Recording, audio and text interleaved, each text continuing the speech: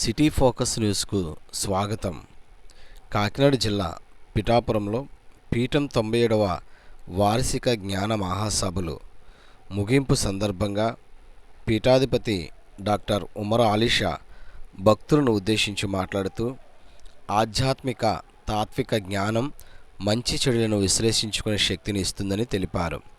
ప్రతి చిన్న విషయాన్ని అసహనానికి గురవుతూ అనేక సమస్యలను కొని తెచ్చుకుంటున్న మానవుడు జీవిత కాలాన్ని సద్వినియోగం చేసుకోవాలంటే సహనశక్తిని పెంపొందించుకోవాలని అన్నారు.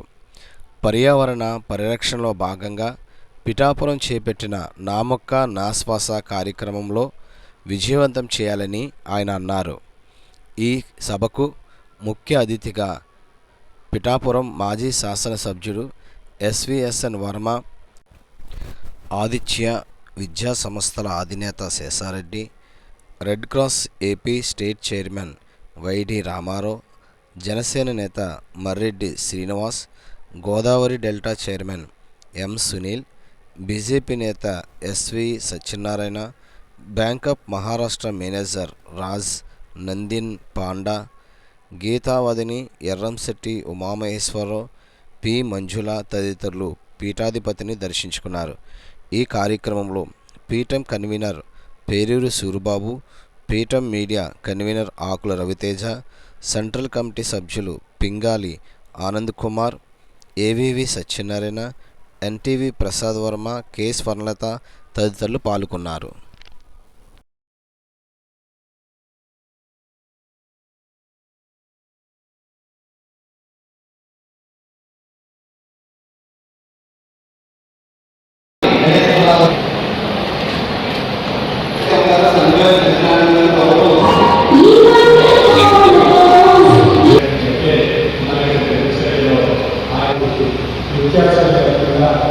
ఆశీస్సులు, పూర్వ పీఠాధిపతుల యొక్క ఆశీస్సులు పొందుతూ తత్వం మానవత్వమే మతము, మానవత్వమే ఈశ్వరుని యొక్క ఆశీస్సులతో మనం ఈ ఉన్నతమైనటువంటి తాత్విక జ్ఞానస్థితిని పొంది తరిస్తున్నాం.